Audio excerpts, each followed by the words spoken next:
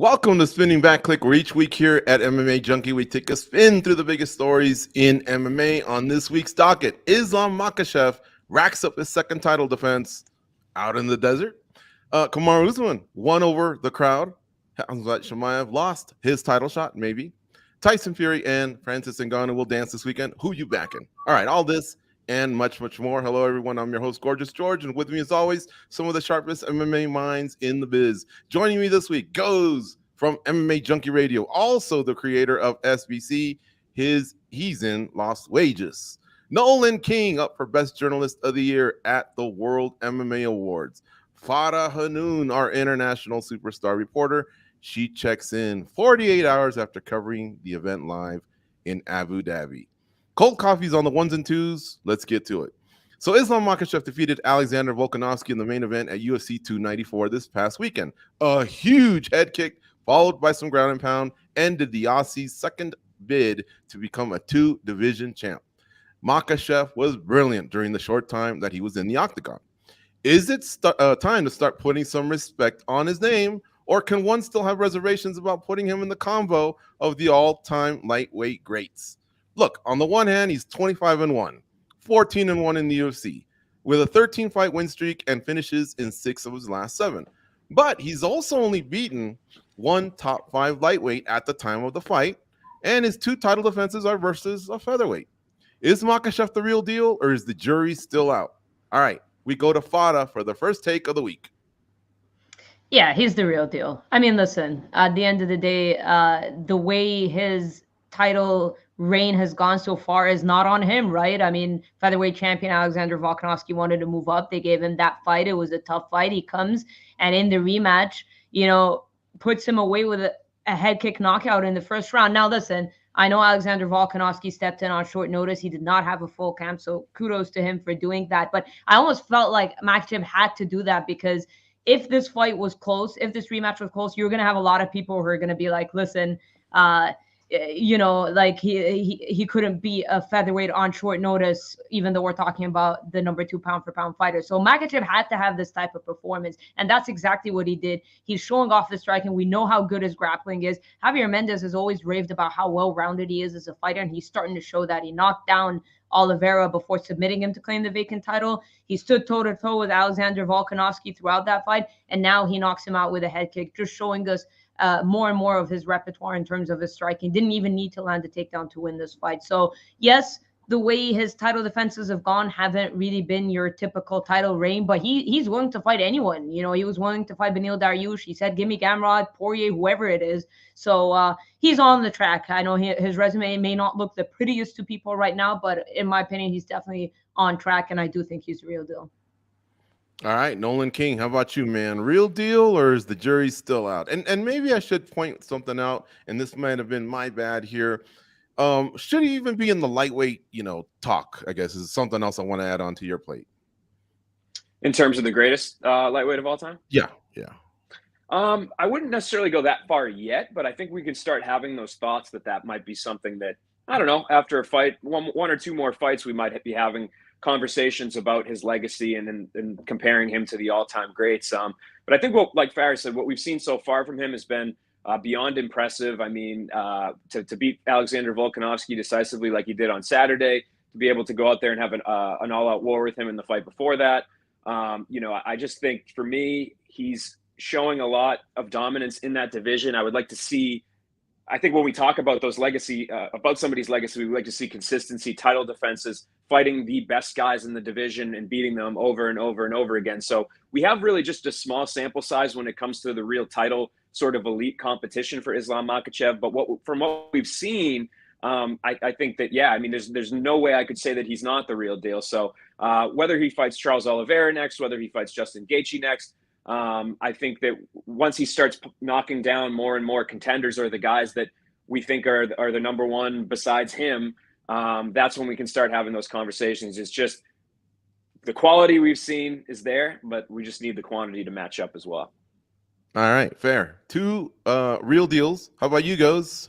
Jury still out or real deal, unanimous? I mean, I think it all just comes down to what you consider the real deal. And I think what we're all talking about is just his stature amongst that division. He definitely warrants your respect. There's no way around that. But if we're going to start mentioning his name around all the greats, I think we're pretty far from that, and it's because of the title defense. They're both against a featherweight, right? So, look, let's be honest. He's probably going to get there. We're not doubting that. But it just doesn't hold weight right now amongst this division. And I think that's what everybody's talking about, right? What's he going to look like against some of these other guys? And we need to know that sooner than later. He doesn't fight that often. I want to see him fight. I want to see him be challenged. I mean, he was the bigger guy in this fight. He's supposed to win. He's not supposed to win, just win. He's supposed to go out there and dismantle his opponent. And he was able to do that in this fight. So I think it's going to come around for Islam Makhachev, but I think when we really know that he's great, it's going to be because he's beating guys like Justin Gaethje, because he's beating a Michael Chandler, a Dustin Poirier, people who have proved to be tough outs within that division. I think that's what's going to propel him to being great. All right. Don, go ahead, Fado. Yeah, I just want to add something good. Goes was talking about Islam's activity. They wanted him on that Abu Dhabi card. They wanted him to headline. He was down to fight earlier, but I think for them, he just made he was a home run in terms of a main event for Abu Dhabi. So I think the activity part isn't entirely his fault. But yeah, I get it. You know, a lot of the talk may be premature, but I just think he deserves credit for just literally being like, give me anybody. He has been willing to fight anybody. Mm-hmm. All right, Don Piccolo, shout out to him, and Ashcon916. We have a chat that accompanies the show. It's on Facebook or on YouTube, and I try to read them all. The better the comment, the better the question, the more likely it is to be included in the show. Me Diamond 44 says, my biggest takeaway from UFC 294 is that neither Makhachev or Chimaev did anything to raise their stock. Both fighting guys from a lower weight class on late notice. Interesting. All right, Joseph Boza says, I think Islam needs to get 2 or 3 more title defenses before he can become an all-time great. Fitness Ninja says, no GOAT talk yet for Islam. He needs more title defenses. Brett M disagrees with, I believe, Me Diamond. He says, Islam did raise his stock. Hamzat didn't. I think we all feel like he is the real deal, guys. But yeah, it's a little too early for the GOAT lightweight talk or Mount Rushmore lightweight talk, whatever it is. But he sure is smashing whoever he's facing, so we got to give him props there. All right, how about this? His next opponent. I think the two guys that are in the running have, compelling arguments. Oliveira, former champ, was scheduled to fight Islam Makhachev at UFC 294. Gaethje, BMF, and he's a fresh matchup. In which direction do you think he should go? Fada, back to you. It's tough for me because, listen, the fight was Oliveira's and he had to withdraw from a cut. So not entirely his fault. Yes, he shouldn't be sparring that hard, yada, yada, yada. But at the end of the day, when you look at Charles Oliveira's resume, his recent wins, he beat Beneil Dariush, snapped his winning streak, the guy that was supposed to fight for the title. And then he has a very recent win over Justin Gaethje, a finish, a very recent win over Dustin Poirier, a finish. So when you look at it like that, it makes sense. My only issue is because Islam beat him quite definitively, and it wasn't too long ago. Like with the whole Volkanovski rematch, the first fight was close. Some people thought Volk won. I scored it for Islam, but some people thought Volk won. And then, okay, there were some question marks in terms of the rematch. But for Charles Oliveira, the first fight was pretty dominant. It was kind of, so that's why people didn't have too much of an appetite to see the rematch. And I'll tell you, like when they announced the Islam and Oliveira main event, there weren't too many people in Abu Dhabi, in Dubai, that were too excited about it. When the card got shuffled, the amount of people that asked me for tickets and were like, had we known that the card was going to be like that, we would have showed up to the fight. So that kind of speaks to how people probably weren't too excited about the fight simply because of the way the first fight went. Now, I would always watch a Charles Oliveira fight regardless, but with Justin Gaethje, I get it. I mean, the win over Dustin Poirier was extremely impressive to knock him out in that fashion. So I'm not against him getting a title fight, but it's, I guess, because they had Oliveira scheduled initially, I think it would be a little unfair if they just pushed him to the side. All right, and good to know. Next October, I might be headed that way. I didn't know Fada was slinging tickets. Put me down for ringside. All right, Nolan King, how about you, man? Which way do you lean? It's tough because I agree with Farrah. I think like seeing a fresh matchup, like I talked about, divisional dominance over time and knocking off all these sort of names and contenders is pretty big. But at the same time, I kind of hate when an injury seemingly like punishes a guy. Like, Charles Oliveira had that slot. then he got cut, like a laceration, not his fault. So for him to kind of like lose out on that opportunity, I never necessarily like when that happens, like we've seen recently with Dricus du Plessis, kind of that, you know, the UFC using an injury against him. So I guess really this is going to sound like a cop-out answer, but either way you go, you can't really go wrong. You either get that fresh matchup against, I mean, any Justin Gaethje fight, sign me up for, right? Or you get the Charles Oliveira fight again. So for me, it's 50, 50-50. If I had to lean, I would just say kind of get the Charles thing over with. But I'm not going to complain no matter which road the UFC goes down. However, Nolan, what if Charles wins? Now we got the trilogy. Now Gaethje has to wait. You know what I mean? What do you think? Yeah. I mean, that's what Younger? happens now in MMA with all these rematches, right? So, I guess that the issue, in my opinion, the issue has already been established, which is that they booked this rematch to begin with. And now it feels like you kind of have unfinished business when we already saw it once. So, I mean, a trilogy would be nothing new that we haven't seen before, right? Mm-hmm. All right, goes. Ahora tú. It should be Oliveira's shot, right? I mean, aren't we always championing for what should be? But I mean, these guys make good points, and I think as a fan of the sport, and not just that, guys, like if you're a champion, I think one thing you do want to avoid are a lot of rematches and immediate rematches. You just had one with Volk. This would be another one. That doesn't do well when people are trying to figure out who you are, what legacy you're going to establish. It kind of slows you down a little bit. So I think the Justin Gaethje fight actually does more for Makhachev. But in this case, if you want to talk about what's right, it was Oliveira's. It just wasn't his because of a cut. So it should be his again. But we see how the UFC sometimes can be swayed, and I have a feeling they will be on this one. I think it'll be Justin Gaethje. Good stuff, guys. All right.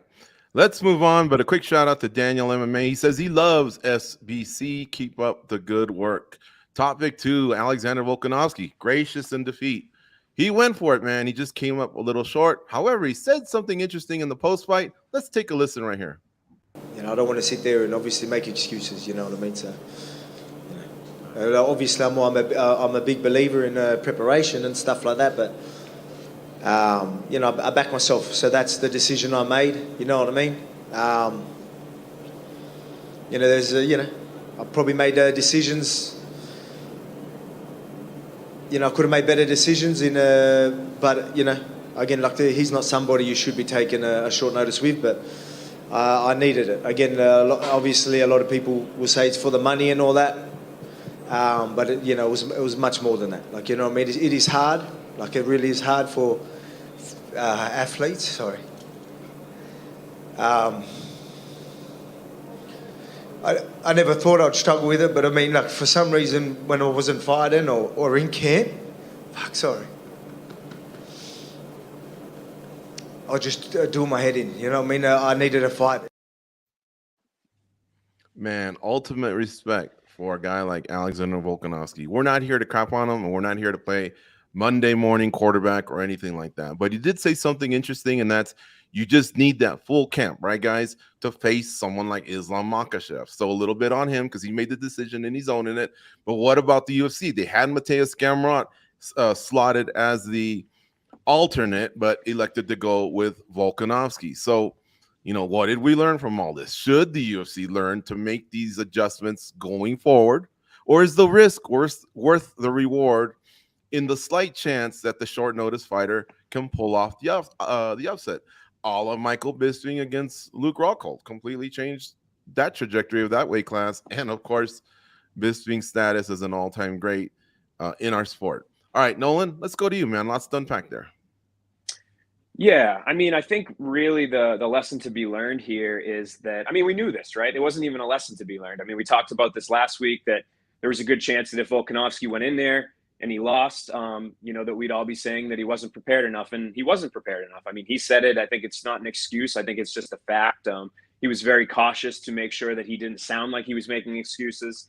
But it's just a fact. I mean, you prepare for somebody for, intensely for 10 days versus 10 weeks. It's going to make a huge difference. And I think that obviously, regardless of whether or not Islam would have knocked him out with the full camp anyway, it did certainly play some sort of come into some sort of effect with this fight. So for me, I think that there's always a lesson to be learned here. I know the UFC's put in a tough spot when they have to, find an exciting fight for us to not be sitting on here complaining about, right?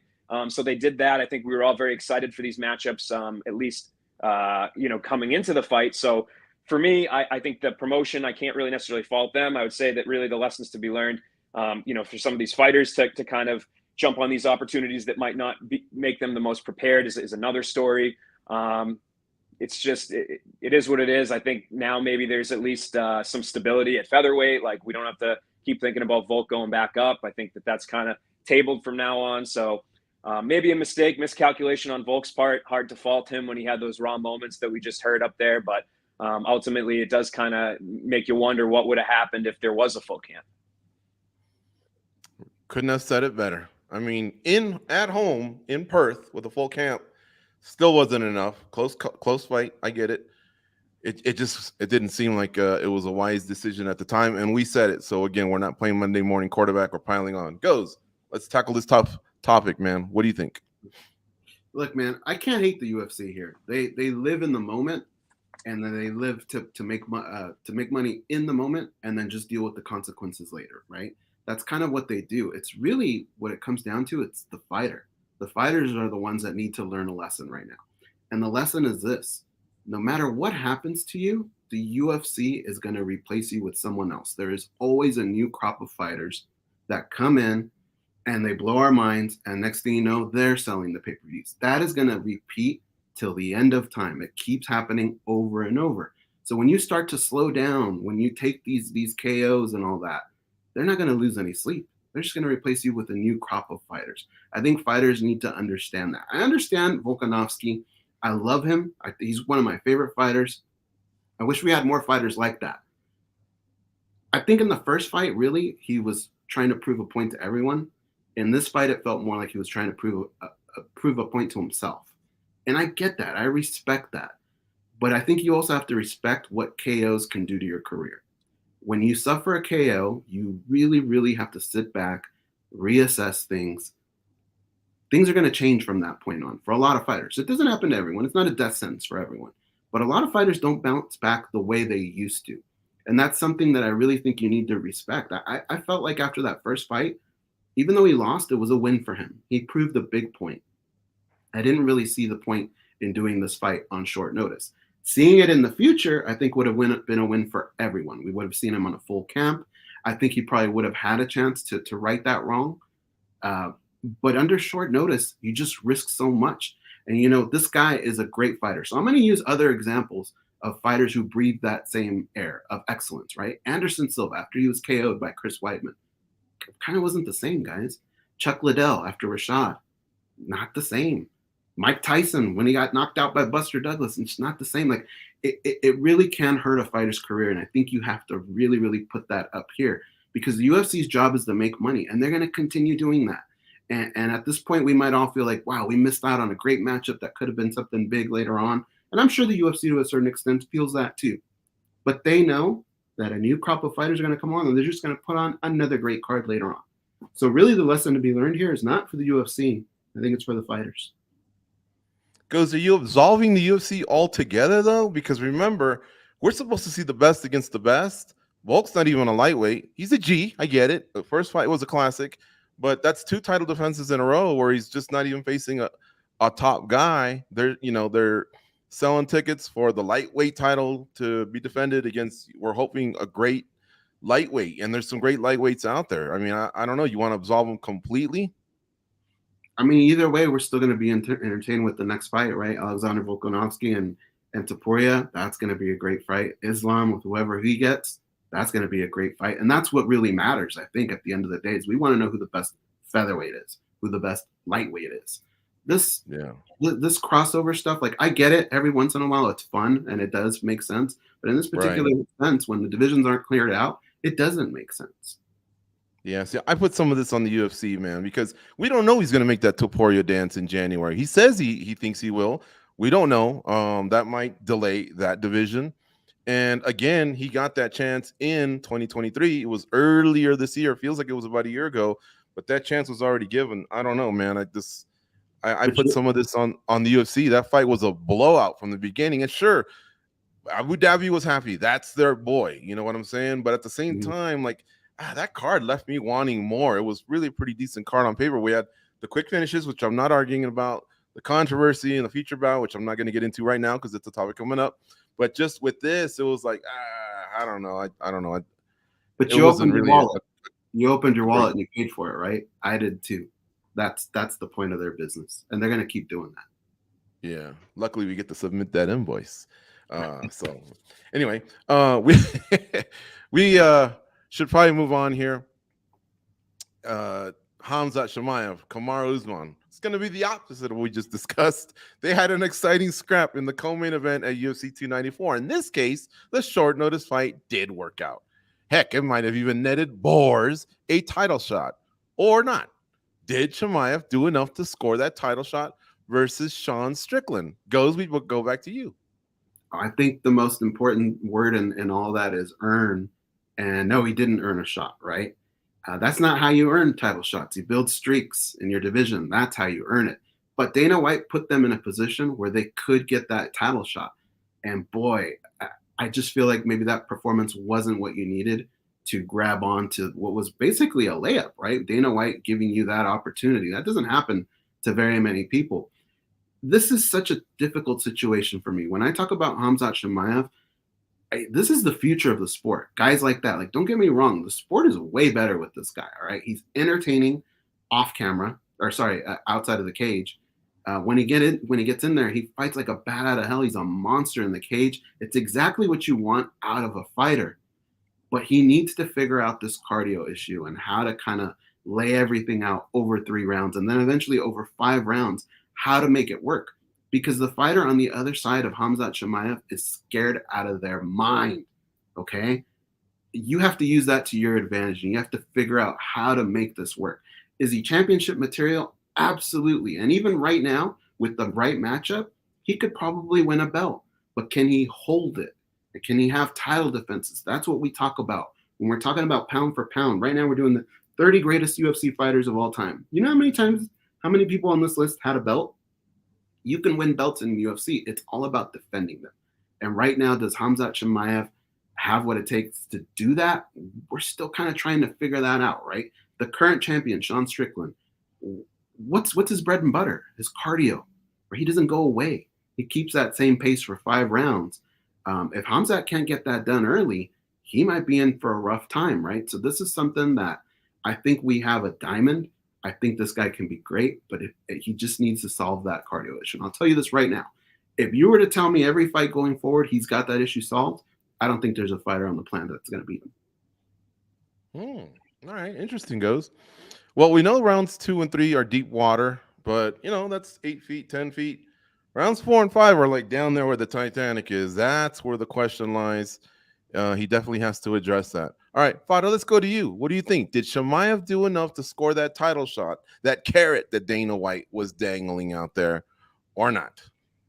Well, I mean, Dana White dubbed it as a #1 contender fight, which is why it's easy for him to continue the narrative that the winner of Usman and Chimaev was going to get the title shot. But we've got Dricus du Plessis, who was supposed to be the next title challenger before he couldn't turn around to fight Adesanya. Strickland won, and everything just flipped over its head. So it's going to be kind of tough to just push Dricus du Plessis to the side.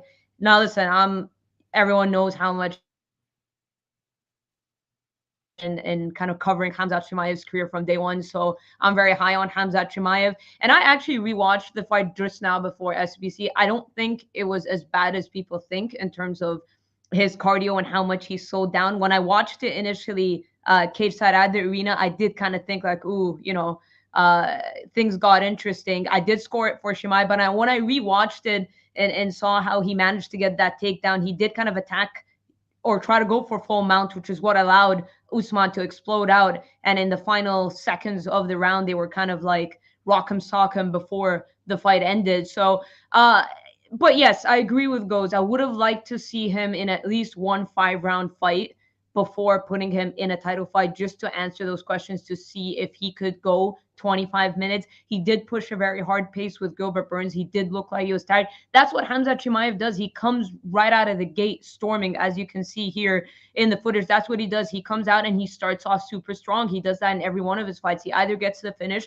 or he doesn't, like he didn't against Burns and like he didn't against Usman. But I think he is extremely talented. I think he will become a UFC champion, but it's just a little bit hard, as much as I love Hamzat, to just ignore that Dricus du Plessis is out there. He did beat Robert Whittaker. He did look very impressive doing it. He is on a nice winning streak. He has been a middleweight throughout his whole UFC career. So it's hard to ignore that Dricus du Plessis is out there. But I'm not gonna lie, I'm not gonna be mad if Chimaev gets it. But yeah, it's just, you can't just ignore Dricus du Plessis. Strong takes from Farah Hanoun, our international superstar reporter. In fact, she's got a fan in the chat. Frozen like Elsa says, Farah is carrying the MMA Junkie group today. She's the GOAT. So Nolan and Goes, cold coffee, we got to pick it up, man. She's carrying us. But he also says Hamzat and Cannonier make sense. They're both healing. They should come back and fight each other. I just want to point out, I'm not playing gotcha here. Cannonier already has a fight booked against Roma Delite, so it looks like it's a one. Oh, no.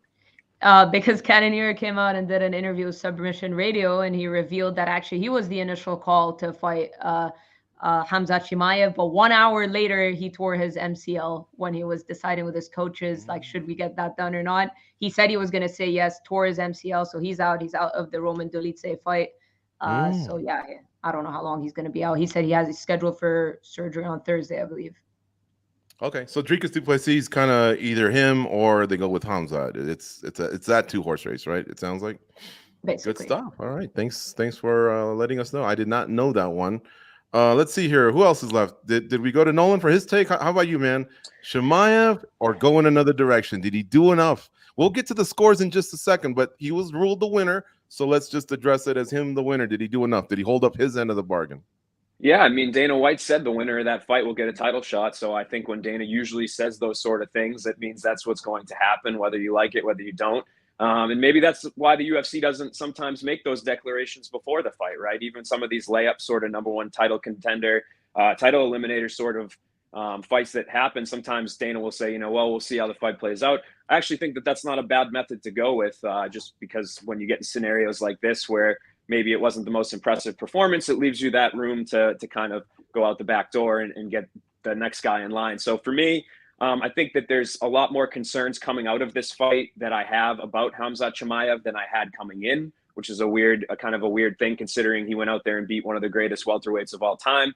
Yeah, I mean, he's going to have to fix that cardio. I mean, really, if Sean Strickland is able to survive that opening, that first round, maybe round and a half, you got to think that, Chimaev's gas tank needs to be better than it was for sure on Saturday for him to win 3 of those rounds. So, it's an interesting fight. I think he's done enough in that he did the UFC a solid. He stayed on the card. He fought a different opponent. He beat him.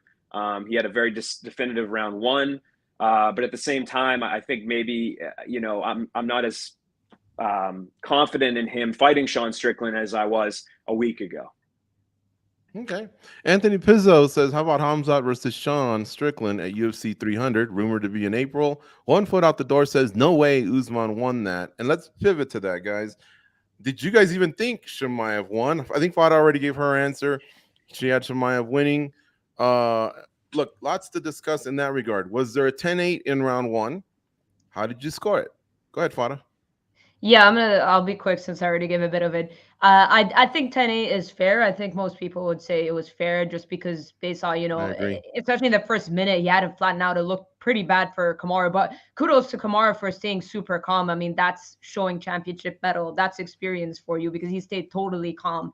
And it's extremely impressive how Hamza got Kamaru down, considering that Kamaru's got 97% takedown defense. The way he got him down and controlled him like that is extremely, extremely impressive. And he did, the way I looked at round 2 was basically the first half, absolutely nothing happened. Hamzat was pressuring, so he controlled the octagon a little bit more. And then Usman landed a nice combination followed by a leg kick. And I'm like, all right, that's Usman's round. But then Hamzat takes him down at the end of the round and has pretty good firm control on him on the ground as the seconds wind down. So close round, but because of the takedown, I gave it to Chimaev.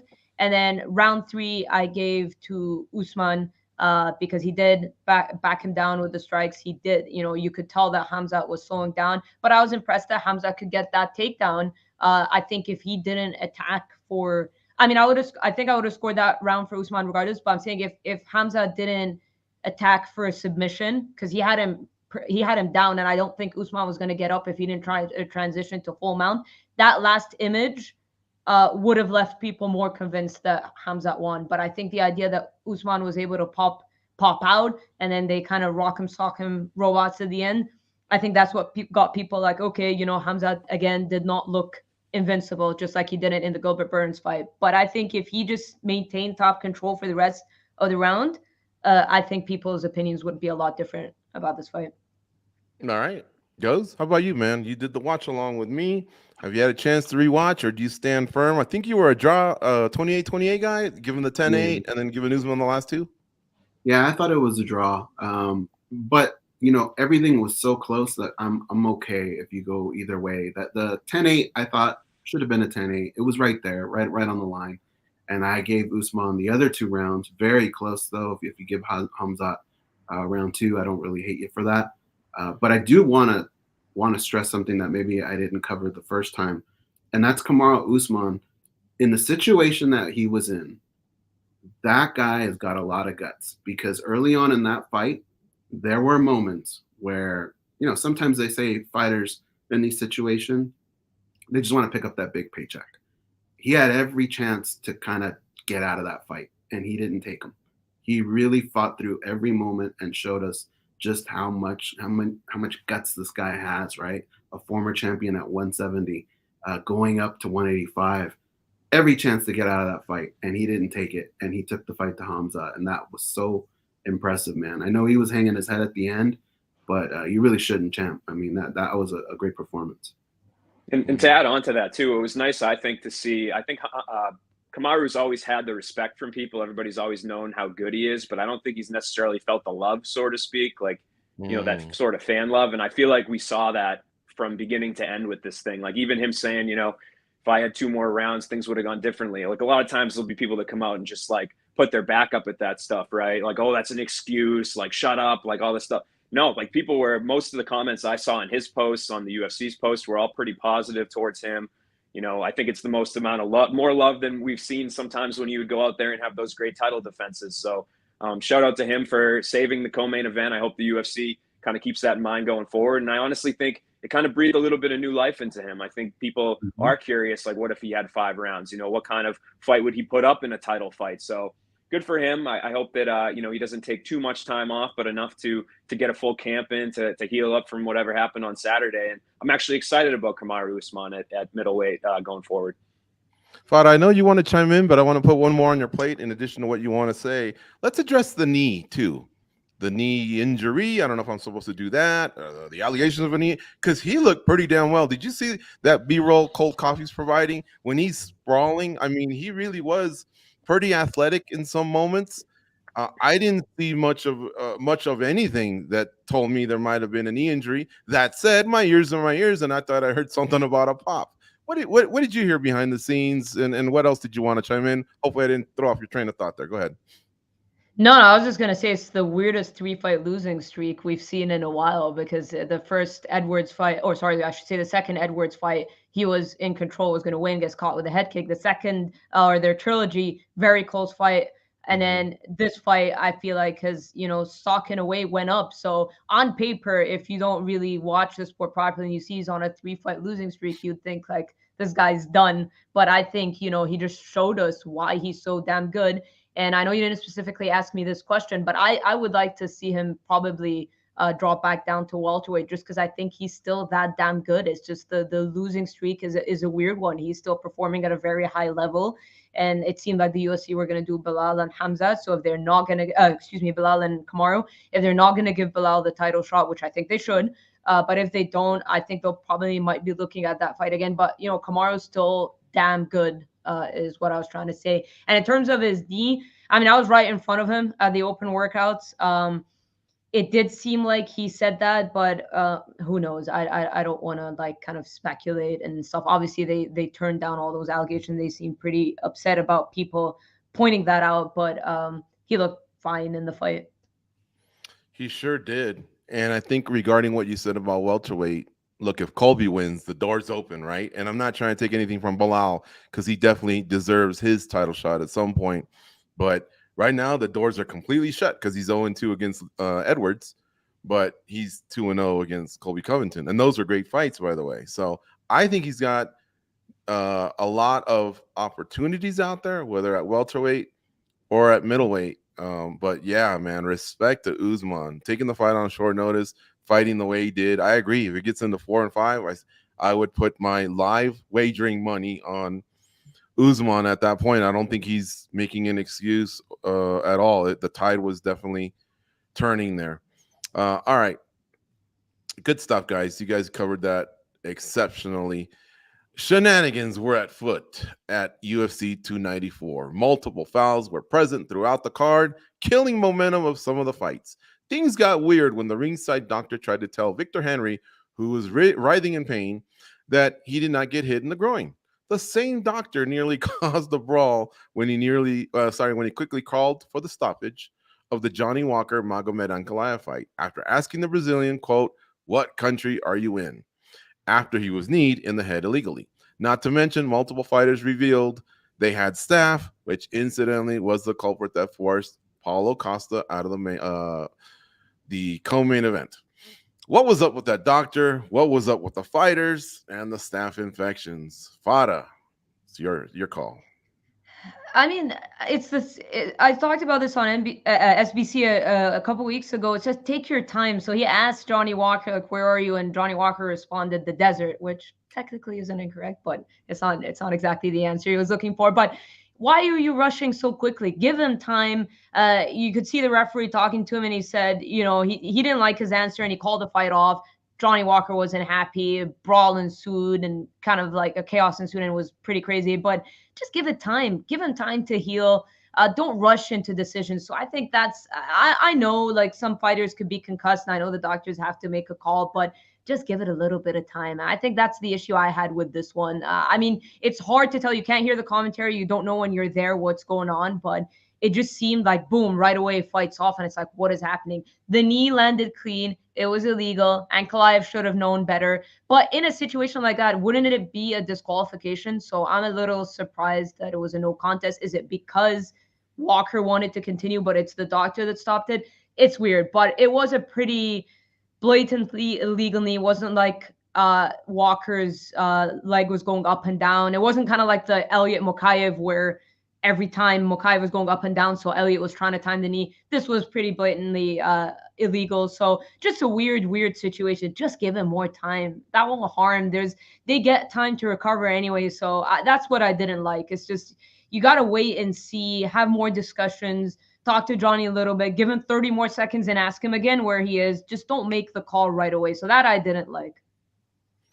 Right. Yeah. And Dan Mohavedi's a respected referee, but his handling was brought into question. I heard John McCarthy's comments too. I think the referee should have been a part of the discussion along with the doctor, kind of intervening and guiding the discussion, because the doctor's experience with health and safety. He's thinking that he's looking for concussion symptoms, but at the same time, the referee knows that either a slightly concussed fighter, partially concussed fighter, or maybe he's not concussed at all, can continue.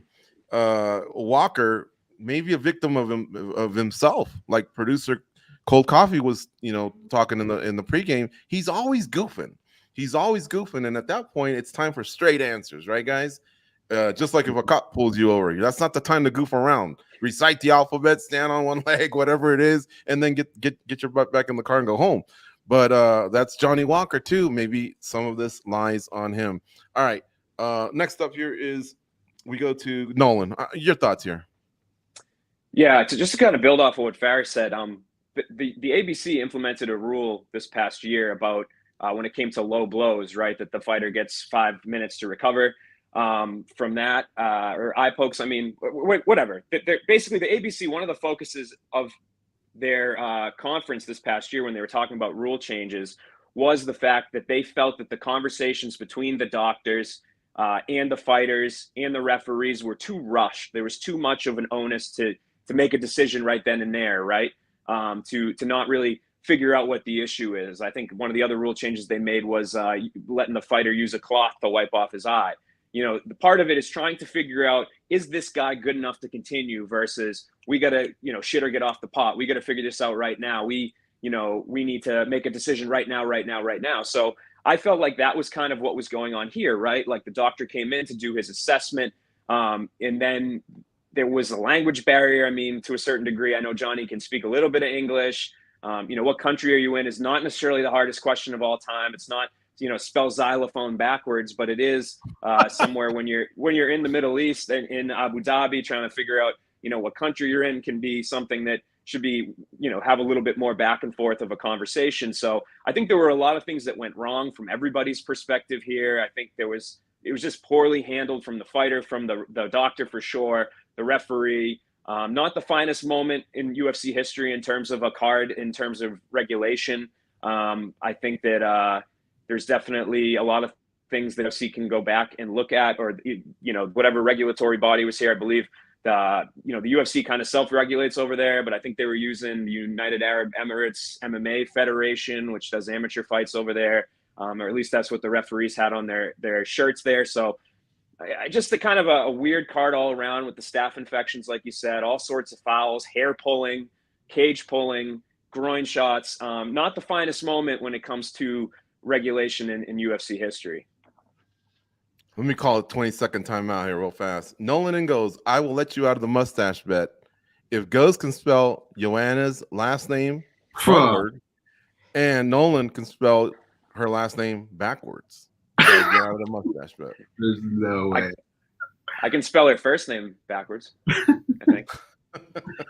Bro, I hope that. to God I never get pulled over by Nolan. I don't even know I could spell xylophone forwards, let alone backwards. Exactly. That was would funny. be a That was nightmare. hilarious. All right, Goes, continue, man. What did you think of all this madness that took place in Abu Dhabi? Some of it on the commission, some of it on Walker, some of it on the ref. What's up? It's an odd situation because it has one of those feelings where instead of really pointing this way or that way at who's wrong, who's right, it feels like one of those situations that let's just put that aside and figure out how we can make it so that this doesn't happen again. We had one of these incidents about a month ago. Because I get it. Look, he's not answering the questions properly. Yes, you are in a desert. But, I mean, at that point, if I say I'm on Earth, am I right? Like, I mean, come on. We can't really get away with that. And it's a pretty straightforward answer. The job of the doctor is not to make everybody happy. It's fighter safety. So I kind of get where he's coming from. But as fight fans, the eye test tells us Johnny Walker was probably good to go. I think a lot of us could say that. And there's a lot to what Kenny said, before the show started, that Johnny Walker and his demeanor as well, like sometimes maybe that can get you in trouble. But who knows how much of that is just being silly and how much of that is trying to milk something to get a foul, to get a harsher penalty. Maybe that backfired, right? So to me, maybe like a more appropriate question would be, who is your opponent, right? You got to know that. Who is your opponent? Or true or false, how many fingers am I holding up? That sort of thing. Maybe that's a way we can get around this later on in the future. But I kind of see both sides. But at the same time, we just need to figure out how to make it so that this doesn't happen again. Oh, and the staph infection, by the way, that I don't know that all falls on the doctor. There's a lot of people that, like, I'm telling you, even the fighters themselves, if you have any doubt, what you're really doing is serious, and you're really putting on. Yeah, a lot of I mean, people. we saw like in Nevada this last year, right, with Alir Latifi. He got up there after the fight and said, I had 100 and whatever degree fever. I have this nasty staph infection on my foot that I've been battling forever, and he got suspended for that. They actually, I believe, they ended up putting in like a hard rule. Like the commission rules in Nevada, or really any ABC commission, are always like there's rules, but then there's like also, the commission can act however they deem fit. So they can always figure things out as they go along. They have the language in there to do that. So they suspended him for essentially falsifying medicals or whatever. But then they ended up putting in, I believe, wording about fighters who knowingly compete with infectious disease. So it's something that's taken seriously here. Again, when I'm not really sure exactly what the oversight is when it comes to the UFC regulating overseas. Like I know Bellator uses Mohegan Sun. They use Mike Mazzulli, who's the ABC head. When they go over there, like I said, it seems like they had a group doing it that they had hired that does fights over there. Maybe Farah, I don't know how much, if you know anything about the UAE MMA Federation, but it seems like they might put on pro fights or regulate pro fights over there too. But that would be like, basically what I'm trying to say is that here, if that was here in one of the states, that would be taken seriously enough that I think both those fighters would be facing suspensions. She definitely should, man. Like I say, that's pretty nasty. And to admit it was, like Dana said, unnecessary at that point. You know, it's almost like you got away with one. Why throw that in there? I don't know. By the way, 1.412, 4142 is doing a set in the comments here. He's saying, "Where are you? I'm in the Milky Way." He's not wrong. And then he says, "The real question the doc should have asked Johnny Walker is, did you in fact attack Anthony Smith's family?" So he's got me cracking up. Goes, how about if referee Bryce Mitchell asked you, is the earth flat? How would you answer him if you were the fighter in Johnny Walker's position? I think I'd just turn around and walk out. Yeah, man, this is nuts. What went on out there? I guess one thing we didn't address was could he have been disqualified or not? Because it ended in a no contest. So grounded opponent, we have no doubt about that. When I watched it, I thought it was as egregious as hell. And again, a shout out to Cole Coffee. He said, take a look at another angle where you can see that maybe he was trying to blast him in the chest and just happened to catch him in the head. You know, otherwise, he did catch him in the head, I guess is the point. Why wasn't he disqualified? I'm trying to get to the bottom of that because it was intentional. That's where the knee went. He was grounded, and I don't understand why it wasn't. Now, somebody was pointing out in the chat again. I'll see if I can find him the name, give him a shout out. But remember the Peter Yan fight? You know, he got disqualified. He lost his title. Now, I think that one went through more steps of the referee communicating to the fighter what he was about to do. In this fight, that didn't happen. But what were your guys' thoughts on that? Have you guys heard any clarification on why no DQ? Anybody? I thought it should have been a DQ. To me, intention has to play a lot, not with I'm aiming for the head, but also the situation. Like there was just no doubt that he was a grounded opponent. And even if you are going for the chest, well, that's the risk that you're taking, right? We all know that that's a risk. And some fighters tend to not to avoid that risk, right? Because they don't want to be in that situation. So I felt like it should have been a disqualification, but you know, it sucks. I don't see why we can't do this one again, though. I'd like to see it again. Yeah, I think there's just too much like psychology that comes into like the referee's supposed to interpret what is intentional and what isn't. And it's like that rule, even that language is kind of weird, right? Because like he intentionally threw a knee. It wasn't like, you know, Johnny was diving for a takedown and Magomed was throwing a kick and it hit him in the head or something. So I really think when it comes to the intent, they look at like, was he trying to hit him in the head? Did he know that Walker was a grounded opponent? Stuff like that. And I feel like that language is too much of a gray area, especially when it comes to all these weird scenarios where there's no cookie cutter sort of foul that happens. It's a lot of these are, you know, kind of weird, unique situations. But at the same time, I think that just puts too much onus on the referee to read somebody's mind. And I mean, who's going to tell the referee that he's right or wrong, that you know, Ankalaev knew that Walker was down? I think that is where it gets really messy. And for me, I think maybe that language needs to be revisited at the next ABC conference. Fada, you were there at the arena. Just how testy was the situation getting? Dana White went in there, obviously, to kind of try and sort things out. Because Walker at first just couldn't be calmed down, you know, and both of these fighters are starting to get in each other's faces. And as has been pointed out jokingly, you know, we had a fan attack Paulo Costa. What were you, I guess, feeling in that arena at that time? Yeah, I mean, it was super chaotic until Dana White jumped in. It felt like when the principal comes to yell at you, that's when Johnny Walker kind of stopped and calmed down. But before that, I think he was just losing his mind and wanting to continue to fight and whatnot. So I'd love to hear from Ankalaev if you were. He's probably going to do it with Russian media or something, but I'd love to hear his viewpoint on the knee. Now, he didn't quite put his hand up like Peter Yan did when the decision was being called, but yeah, I think it was it probably should have been a disqualification. You just have to be consistent with the rule, but it goes back to what I was saying. Time solves everything. Just wait. We don't know what could have happened. Fight probably would have gone on. Maybe if the doctor tried asking Johnny Walker 30, 40 seconds later again where he was, and if he did give them another answer he didn't like, then I think it would have been more fair to say, well, you know, we gave him a couple opportunities. I think just them rushing to a conclusion is what caused all of this, and it probably would have been avoided. Maybe not entirely, but probably would have been avoided to some degree. But yeah, it was pretty wild. It was pretty crazy. it was unfortunate, and I agree with both Goes and Nolan. I think they should rebook the fight. Yeah, me too.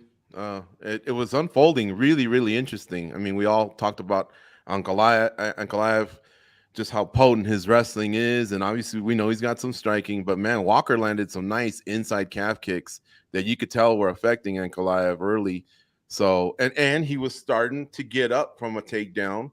So you know how it is for a lot of grapplers. Sometimes that first test is keeping them down, and if they can get up, you can always see in the body language, okay, that didn't go the way it did. We were just robbed, man. We were robbed. And again, I think some of this does go on the ref. I think he could have participated a little bit more, communicated with the doctor. Like Fada said, some patience, some calm. Let's sort this thing out.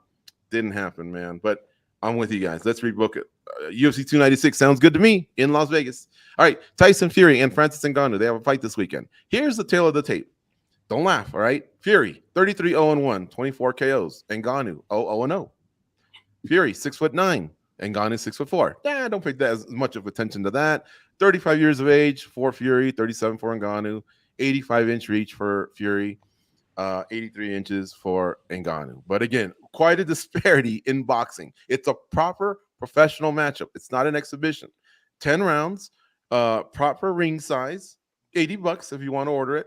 Fury's title is not on the line, but they've come up with a belt, Riyadh champion, I believe they're calling it, for the winner. And of course, the unofficial title of baddest man on the planet. What are your expectations going into this fight? Nolan, let's start with you. I don't really have many expectations other than I think that we're going to see once again that boxers are good at boxing and MMA fighters are not as good at boxing as boxers are. For me, I think this is a fun thing. I think this is something that's outside the box. I think this is something those are the sort of things that I always root for when it comes to combat sports, because at the end of the day, this is supposed to be entertainment for the rest of us. At the same time, does this check all the boxes where, the night before this fight, I'm not going to be able to sleep?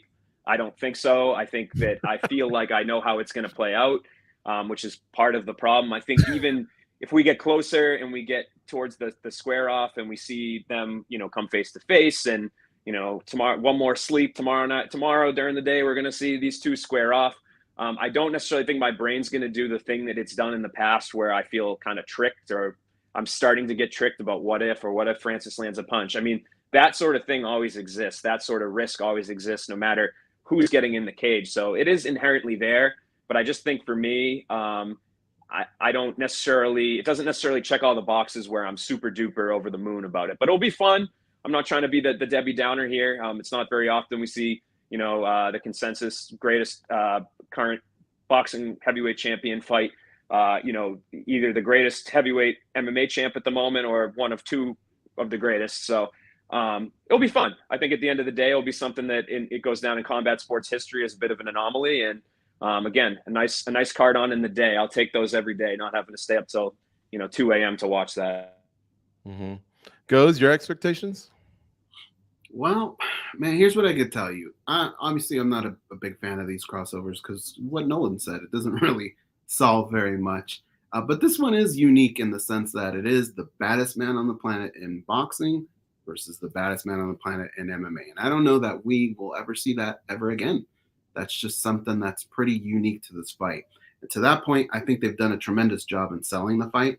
I think the trailer was phenomenal. I don't know if you guys watched that. The smack talk has been okay, right? But we all have a decision to make on Saturday. And that decision is, do you want to be the one that missed out, right? If you're going through social media or whatever and you find out that something crazy did happen, do you want to be the one to miss out? And I don't. I'm going to watch it. Look, there is still a lot on the line here. Like Tyson Fury, you got to defend that home court. I'm not saying you need to knock Francis Ngannou out in round one, but you got to finish him. That's your home court. And I'd be saying the same thing about Francis Ngannou if this fight took place in an octagon. That's just what has to happen. But it's an interesting storyline, and I think they've done enough to kind of get our attention. And even outside of that, the storylines of this is a guy that walked away from the UFC, and a lot of people said, you shouldn't have done that. You're missing out on a lot. And he's on the verge of cashing a massive paycheck. So what does that say, right? There's a lot of little storylines involved in this. I'm going to tune in. I just don't want to miss out, guys. Anthony Pizzo in the chat says, title not on the line, ridiculous. Michael Fada Hunsi says, easy work for Fury, and Ngannou will gas out in round 4. Fada, how about you? What are your expectations? 0. But I think that's what makes it better for me, right? Because whatever happens, it's probably going to surpass my 0 expectations. But I think the narrative here is that Francis Ngannou has already won just by getting this fight. He gets the massive paycheck and he gets his dream of boxing. I mean, anyone who's followed Francis Ngannou's career or spoken to him knows he's talked about boxing for a very, very long time. I even remember speaking to him years ago where he said he wanted to box Tyson Fury. And a lot of people laughed at not only the possibility, but at me even asking that question. I think I got a lot of heat by pundits and people like, why are you even asking him about Tyson Fury? And look where we are now. So the reason I asked him is because I know boxing has been a big dream of his for a very long time. So, you know, Francis wanted to go into boxing before he was advised to go into MMA. But obviously, I didn't expect it to be like that, to be thrown against Tyson Fury in this type of boxing match. But I mean, at the end of the day, I think it's a matter that the storylines are going to depend on how the fight goes. If Francis Ngannou goes out there, has any kind of success, lands, puts up kind of like what we saw with Mayweather and McGregor, then I think, you know, his stock will go up and a lot of people are going to talk about it. But if he goes out there, doesn't land anything, gasses out and gets finished, then you know the criticism is going to come and people are going to criticize his decision to leave the UFC, especially that the John Jones fight was on the table. So it's all going to depend on how he performs. Do I expect him to win? No. Does anyone expect him to win? No. But if he goes out there and puts some sort of respectable showing and has some sort of success, whatever we define success by, then I think his stock goes up and then he'll go on and see what he'll do with PFL. But if he goes out there and just doesn't land at all, gets finished really quickly or gasses out, then I think you can expect a lot of people to pile on him. But at the end of the day, he did what he wanted, right? This is what he wanted. He got what he wanted. A lot of people didn't think he could get it, and he did. So kudos to him for, I guess, chasing after what he wanted. Yeah, for sure. All right. Frozen, like Elsa says, I just want Fury to get KO'd for disrespecting Usyk and for Dana doing Francis dirty.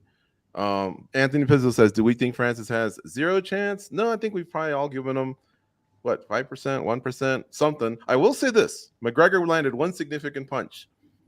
He landed a few punches, but one significant, I think it was like early in the fight, round 4. It was this uppercut, and Mayweather ate it. But I'm telling you, Francis lands something like that. You saw what he did when he landed that uppercut on Alistair Overeem. This is a whole other animal when we are talking about heavyweights. So that's why I kind of give him a 5% chance. But to be fair, though, remember what Deontay Wilder did to Tyson Fury? And he sat up like the Undertaker. So even if he does land that shot, it's not to say that it's a kill shot. That dude, Tyson Fury, is something else, man. He sure is. I can sneak one more quick one, but you guys got to be quick.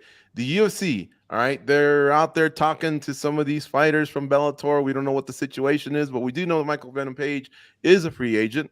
Dylan Dennis was just recently released. We'll start with Nolan. Nolan, real quick. Should they sign Dennis, Page, both, or neither?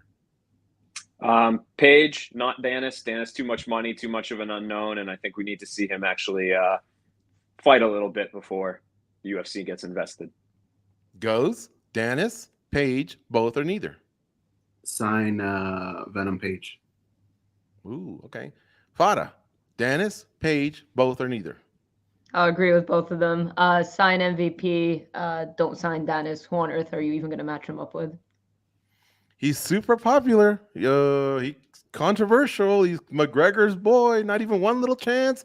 Put him on Contender. Nothing. Well, that's what I mean. Who are you going to exactly? If he wasn't super popular, you can match him with anybody. But because he's super popular, look what happened when I'm not going to compare Dennis to CM Punk. Dennis obviously has a jiu-jitsu background and stuff, but the inactivity, we didn't really get to see him build his career like we wanted to. I know he's been dealing with a lot of injuries, but would have been nice to see him maybe throw him an Ultimate Fighter. How about that?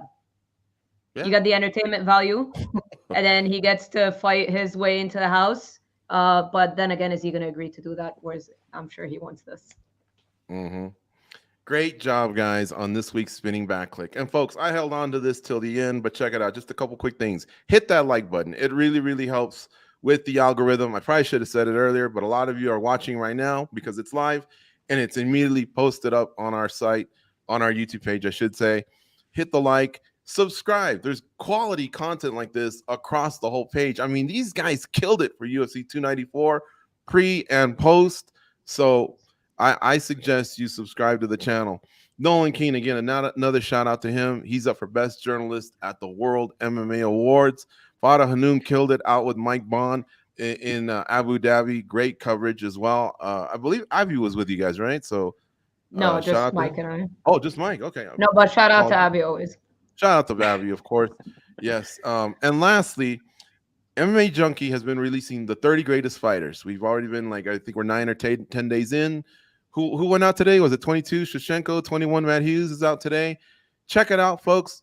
Share it, like it, retweet it, repost it, converse. There's been a lot of debates because we're doing fighters for the last 30 years. Some of you may not have even heard of some of them, but like Go said, take a look at some of those resumes. And the reason they're in this type of conversation, it's those titles, those title defenses, the things that others just haven't done. And maybe that's why sometimes we lean a little hard on some of these other fighters. I couldn't believe Dana was still saying that Kamaru's the welterweight GOAT. I thought that was kind of settled when he kind of got stopped, and he 4 title defenses short of GSP. But it's his opinion. It's subjective. Whatever. Let's get out of here. Great job, guys. We'll see you all next week on Spinning Back Clique at noon Eastern, 9 a.m. Pacific. We're here every week, and it's live. Share it with all your friends. Take care. See you soon. Go out and be a champion.